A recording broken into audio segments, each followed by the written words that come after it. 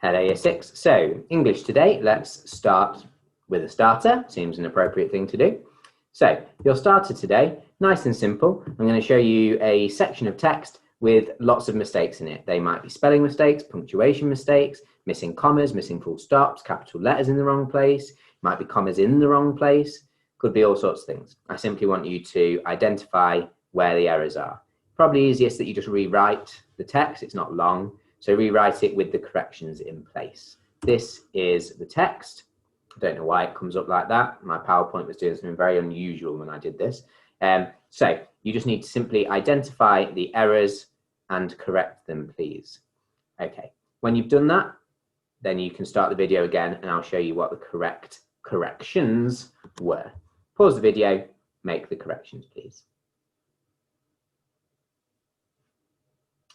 Okay, so this is the correct version. Capital D for drip, and you need to make sure you open with your inverted comma. Capital W on whatever. Moan shouldn't have had a capital, so that should be lowercase. You then need to have a comma after been.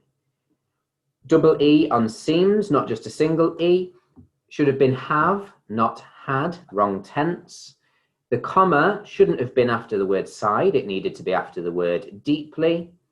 You then need a capital W on with, comma after determination for the subordinate clause, lowercase h on he, and then might needed to be the right tense, M-I-G-H-T, and then it wasn't a question mark at the end, it should have been a full stop. Hopefully you got all of those, a real variety of different errors. Hopefully you spotted them all. That's what we mean when we say going back over and proofreading, checking for mistakes. You should be reading it with that attention to detail and correcting things with your blue for review, or if you don't have a blue pen at home, just correcting them so that we can see where the corrections have been made. That is our starter activity. Let's have a recap of what we were doing yesterday then. So, yesterday we were having a look at finding features of a narrative story, and we were highlighting them. Some of them were already done for you. I identified for you a lot of the expanded noun phrases and noun phrases. So I'm just putting those back on in green for you now. However, you were then asked to find some of the other things off the checklist and identify some things of your own. One of the things you might decide to have identified is the use of semicolons to connect two main clauses. Now, there are 3 examples where I use semicolons in this, but only 2 of them are connecting main clauses. And they are the 2 main clauses here. Elliot took another step, 1 main clause.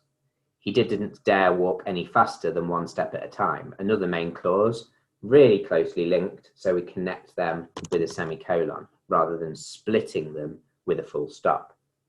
The other one is his stealth was clearly pointless now. Full main clause. He had been heard. Full main clause. The 2 are really closely linked, so we link them with a semicolon rather than splitting them with a full stop. The other place that I've used a semicolon is still sent an echo rippling down the tunnel, semicolon. It seemed deafening in the otherwise soundless void. So his footfall, gentle as he could have placed it, still sent an echo rippling down the tunnel, semicolon. It seemed deafening in the otherwise soundless void. I didn't include that one as 2 main clauses simply because I'd already highlighted that one in green. So that one would have been the 3rd one you could have identified. That was what we looked at yesterday. We are going to be using some of this model text again today, but going into a little bit more detail around it. And we're going to be looking at, rather than looking at features, we're going to be looking at the language used in a narrative like this, in this example of what a good one looks like. So that leads us to our WOLT. We are learning today to better understand the role that grammar plays in a narrative. And what I'll be looking for is that you're identifying pieces of grammar and any that you're unsure of in the example, and that you're answering questions about those grammar choices, showing an understanding of the way that tone is set by the grammar.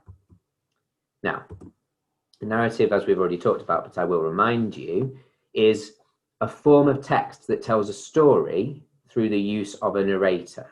That's the voice that tells you the story. They are usually third person, but they can be first person. However, like I say, usually third person, and in our story, it is third person. It's being told to us by a narrator who can tell us exactly what's happening in different places and different times. If you do a first person narrator, that first person will be the main protagonist, the main character, and they can only be where they are. We know already that our story jumps from Elliot on Earth to Virgo in the constellations, in the Zodiac Council. The narrator can take us anywhere and everywhere. They are all powerful. They float above the story, which is the benefit to third person. So this is the story we were looking at. And the first thing I'd like you to do is, and I'm just going to move myself down. Where can I put myself that's out of the way? I'll tell you what, I'll leave myself here for now. And when I've explained the task, I'll turn my camera off so you can see the full screen. The first thing I'd like you to do is I'd like you to find definitions for the words I'm highlighting now. Oops. Let me just go back. So I'd like you to find definitions for the word bowels, monotonous, unyielding, void, churning, and indrawn. It's up to you if you write these down. It will help you if you do, so I would suggest writing them down. But you need definitions for all of those words, please. I'm just going to turn off the camera so that you can see that page fully. Pause the video here and get me definitions for those 6 words, please. When you've done that, start the video again and I'll explain to you the next task.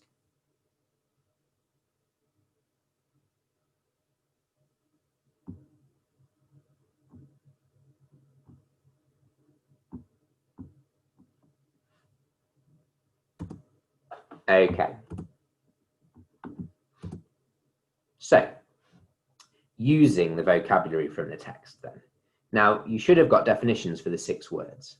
And what I'd like you to do is using those definitions and what you now know those words to mean, I'd like you to complete these sentences using the 6 words.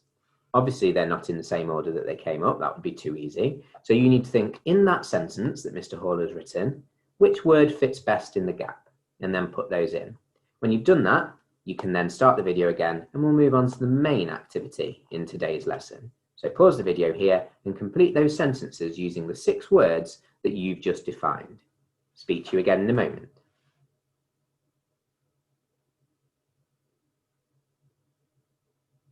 Okay. Hopefully, you will have got these in this order. The monotonous sound of the pedestrian crossing keep beeping kept him awake. Shocked at the scene before her, Charlotte's indrawn gasp. No matter how hard the builder turned his screwdriver, the screw was completely unyielding. The bowels of the church were far creepier and much colder. Doing her meditation, Olivia found that her brain emptied and became a void of tranquility, and the ice cream machine gurgled and whirred as the ingredients were churning away. And that's an example of our past progressive tense there. Ingredients, more than one, so they were, and then churning, ing at the end to adapt the verb. Okay, so our main task today, or the first part of our main task today, I want you to look at this paragraph of the model right. And I'd like you please to identify 3 authorial techniques that are being used, and then write down what effect they have on you as a reader, those techniques. One that you might decide to go for, you might decide to go for alliteration, from the depths of the darkness. And I would say that that technique allows the audience to better picture the scene that's being described by the author. It also helps that stick in the reader's mind because it has repetition in the starting letter. But you can use any that you would like, but I'm looking for 3, please, authorial techniques that you can see being used in that text and what effect they have. You can use yesterday's checklist to help you, but I'm looking for your opinion on what effect they have on you. So that's very much personal to you. What effect do those techniques have on you? When you've done that, start the video, and I'll leave you with the last and main task for you to do in today's English. Speak to you again when you've done that. Speak to you in a moment.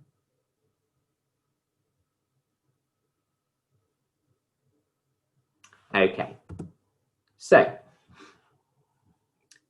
task 2. the main task, the one that I've split into 3 challenges.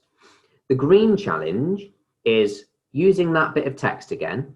I want you to identify an example of third person that's being used in that text. It can be more than one example if you can find them, and there are more than one example. And then explain why that is being used in this particular type of narrative. So there's not going to be loads of writing in today's task. It's more about thinking about the example that you've been given. The orange task is to explain how those highlighted words are used to enhance the experience for the reader. What are those words doing? What type of words are they? How are they helping improve the reading experience? And then finally, the red task, if you choose to do this one, I'd like you to write a list. You can do it in a table with pros down one side, cons down the other. Write a list of pros and cons for the use of a third person narrator compared with a first person narrator.